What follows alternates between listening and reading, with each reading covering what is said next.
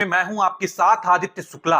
आप सभी ने इस वक्त सोशल मीडिया पर एक सूचना देखी होगी कि जो प्रेमानंद महाराज जी रात्रि के 2 बजे जो वृंदावन की यात्रा करते थे, लोग उनका दर्शन करते थे, अब वो यात्रा अनिश्चित काल के लिए बंद कर दी गई है। ये सूचना प्रेमानंद महाराज जी का जो यूट्यूब चैनल है, जो इंस्टाग्राम चैनल है, जो उनके लोग चलाते हैं, जिस पर प्रेमानंद महाराज जी का भजन प्रसारण होता है, उनकी बातें प्रसारित होती हैं, उसी से यह सूचना प्रसारित की गई है कि अब अनिश्चित काल के लिए ये यात्रा बंद हो गई है।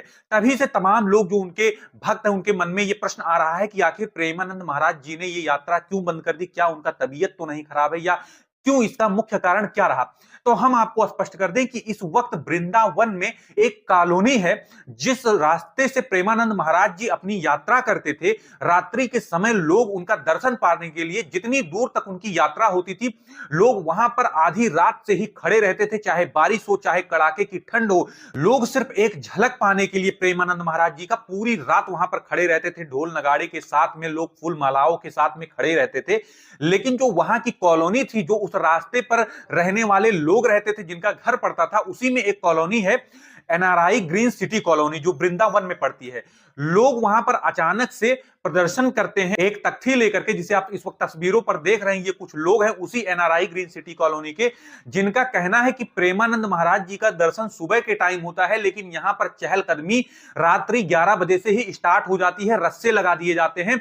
इस रास्ते में पड़ने वाले जिनके घर हैं, यदि उनके परिवार का कोई सदस्य बीमार हो जाए तो यहां पर मोटे मोटे रस्से लगा दिए जाते हैं। उस बीच किसी को आने जाने नहीं दिया जाता है। तो हम लोग किस प्रकार से घर के बाहर निकले?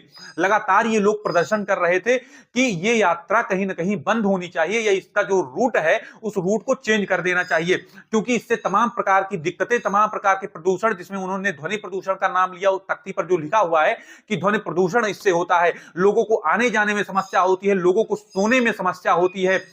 तो उसी को लेकर के प्रेमानंद महाराज जी के लोगों ने और प्रेमानंद महाराज जी ने यह निर्णय लिया कि अब हम ये यात्रा अनिश्चित काल के लिए बंद कर रहे हैं। अब जब तक इस समस्या का समाधान नहीं हो जाता है, तब तक ये संकेत दिया जा रहा है कि ये यात्रा बंद रहेगी। तो अब ये यात्रा लगातार बंद रहने वाली है। लगातार जो उनके भक्तगण हैं, उनमें काफी ज्यादा निराशा देखने को मिल रही है, क्योंकि जो लोग प्रेमानंद महाराज जी का जो आश्रम था, जहां पर वो अपना प्रवचन देते थे, वहां पर काफी कम स्पेस होने के कारण बहुत लोग नहीं जा पाते थे उनके कथा को सुनने के लिए, उनकी बातों को सुनने के लिए।